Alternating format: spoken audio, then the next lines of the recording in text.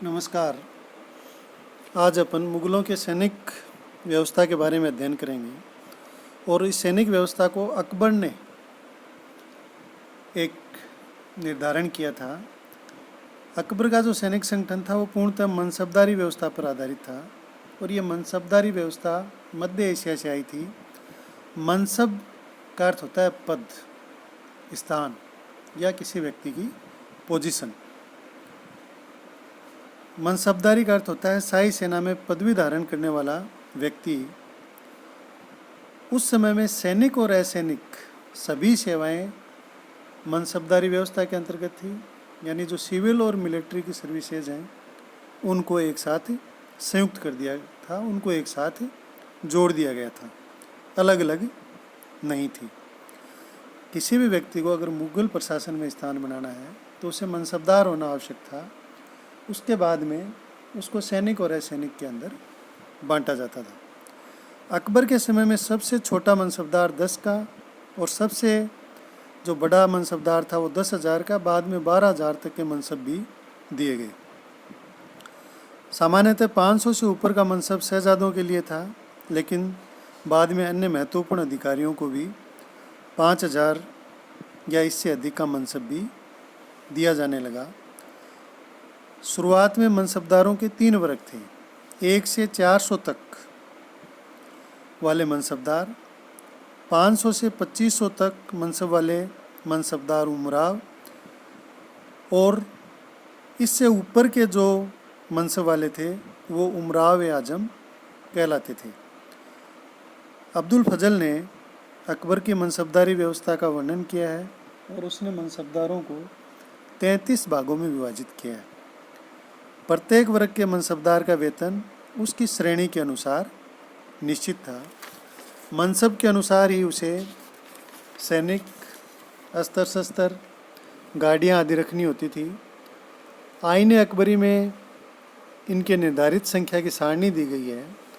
मनसबदार को जो वेतन मिलता था उसमें उनके सैनिकों का वेतन भी सम्मिलित था, यानी मनसबदार अपना जो भी क्षेत्र दिया जाता था उस क्षेत्र से रेवेन्यू इकट्ठा करता था, राजस्व इकट्ठा करता था, और उस राजस्व में स्वयं का वेतन और जो सैनिक वो रखता था उनकी सार संभाल का वेतन काट के बचा हुआ राजस्व सरकार को, केंद्र को पहुंचा देता था।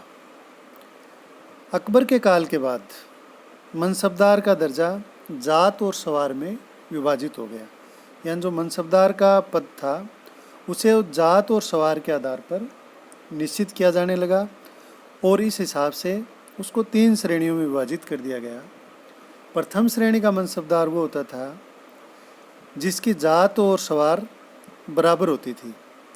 जात का अर्थ ये होता था यहाँ पर कि उसे जो पैदल सैनिक रखने होते थे उसे जात से संबोधित किया जाता था, और सवार का अर्थ होता था उसे जितने घुड़सवार रखने होते थे, घोड़े रखने होते थे, उसे सवार के अर्थ में उपयोग किया जाता था।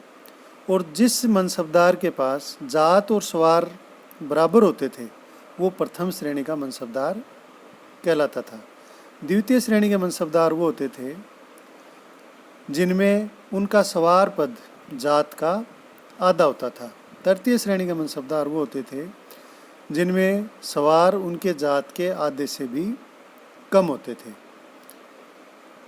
अकबर के बाद मनसबदारों में भ्रष्टाचार एवं बेईमानी फैलने लगी, और इसका कारण ये था कि जो मनसबदारी व्यवस्था थी उसमें मनसबदार का जो पद था वो पैतृक नहीं था, योग्यता के आधार पे था। नई मनसबदार को जो जागीर दी जाती थी वो स्थायी होती थी। राजा या सम्राट जब चाहता था वो मनसबदार की जागीर बदल सकता था, उसका स्थानांतरण कर सकता था, और उसके मरने के बाद में उसके जो परिवार था उसमें मनसब नहीं जाता था।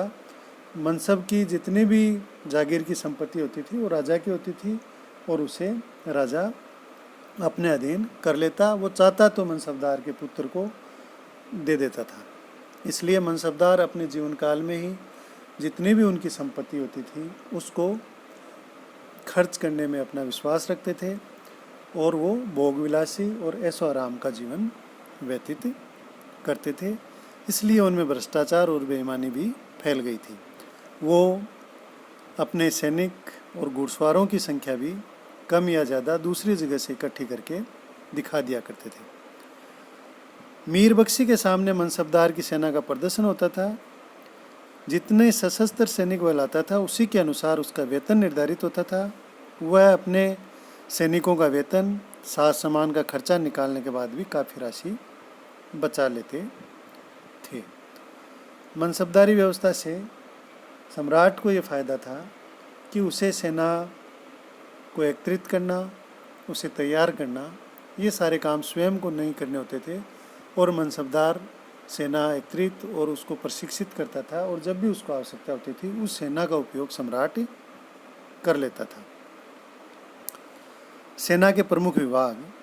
मुगल सेना में मनसबदारी सेना के अतिरिक्त दाखिली सेना, जो सीधी भर्ती सेंटर द्वारा होती थी, केंद्र का जो शासन होता था उसके अधीन होती थी, ऐहदी सेना, शाही अंगरक्षक जिनको कहते थे, और अधीन राजाओं की सेना भी थी।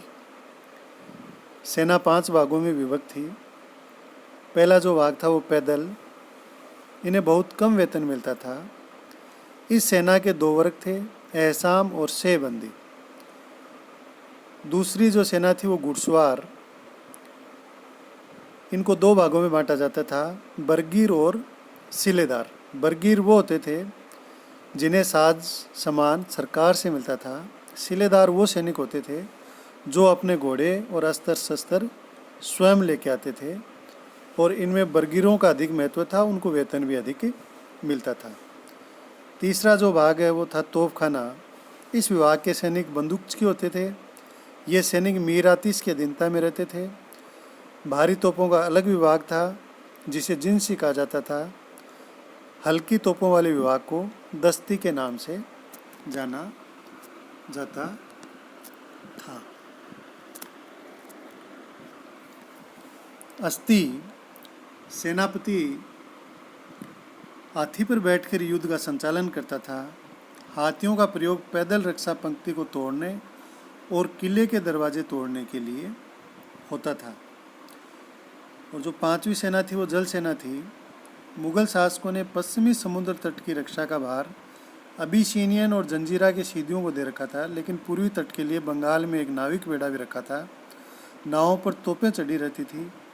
इन पर नियंत्रण के लिए एक दरोगा होता था और एक अधिकारी मीर बहर होता था जो नाविक सेना की देखभाल करता था।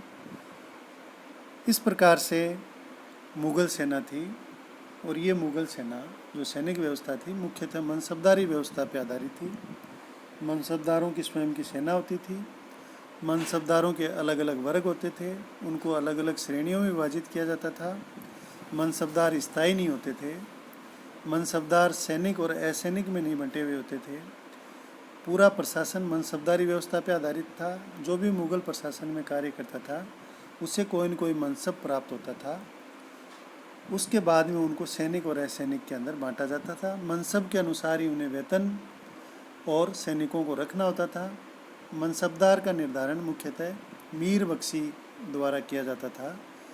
मनसबदारी व्यवस्था का निर्धारण मीर बख्शी जो सेनापति होता था, सेना का प्रमुख होता था, उसी के द्वारा होता था।